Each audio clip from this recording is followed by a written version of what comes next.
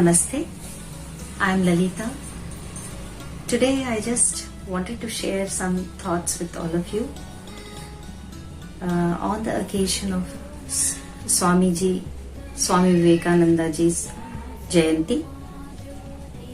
I thought I'll just share something that I experienced at Ramakrishna Mutt around a decade ago. As Swamiji rightly says, thoughts make a person. Thoughts remain with us. Words may be erased, but thoughts get embedded into our brain.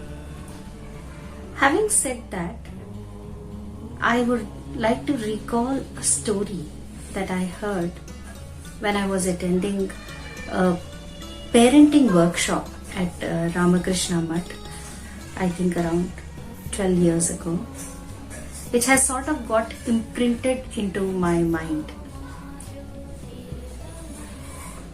As parents, when a child is born, so are the parents.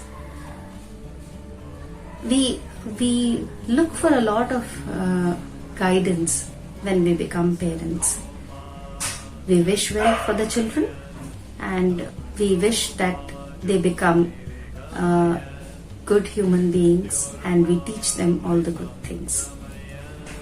But sometimes in that process, I learned during that workshop that when we don't get that right kind of guidance, we sometimes tend to stray away. So coming back to the point, without taking any more time, there was this lecture that I heard. I apologize, I don't remember the name of this, but I was so impressed with the lecture. It was a story about how we create thoughts or how we create impressions in the children's minds. He began by saying, okay, what does King Harishchandra stand for? Usually, from ages, we have been narrating to the children stories from different epics to teach them virtues.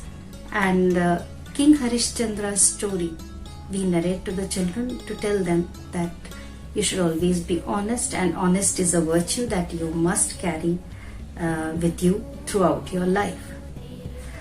Now, when we narrate the story of Harishchandra, probably as a bedtime story, we tell the child, okay, there was a king named Harishchandra and he was a kind, virtuous and a great king, and he always remained true to his word. And he never actually relented under any circumstances.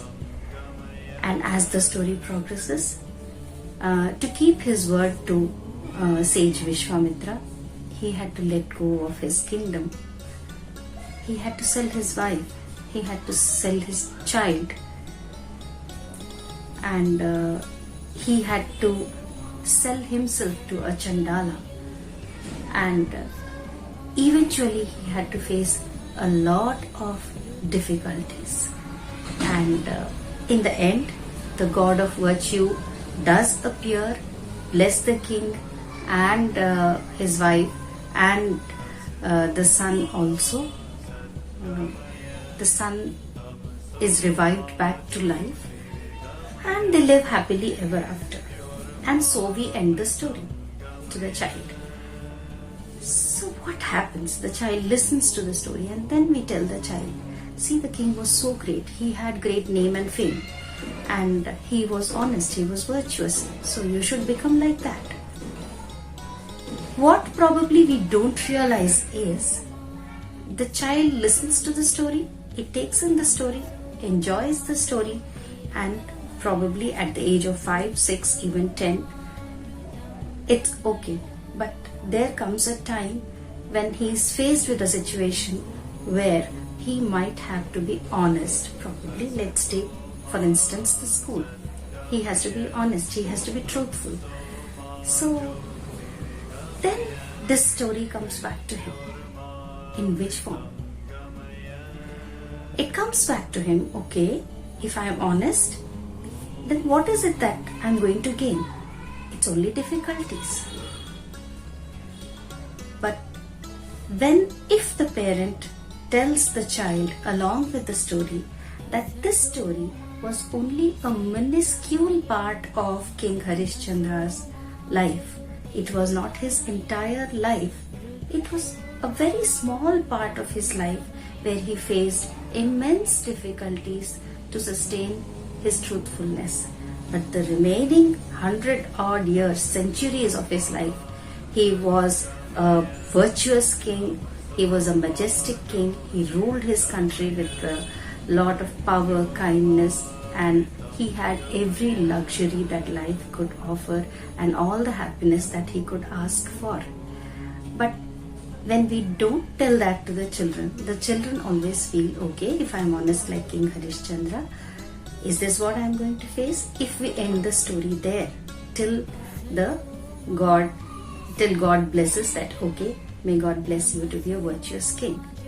Because at that age, that tender age, the thoughts that are imprinted into the mind of the child are only that if I speak the truth, that these are the difficulties that I am going to face, which is not the case.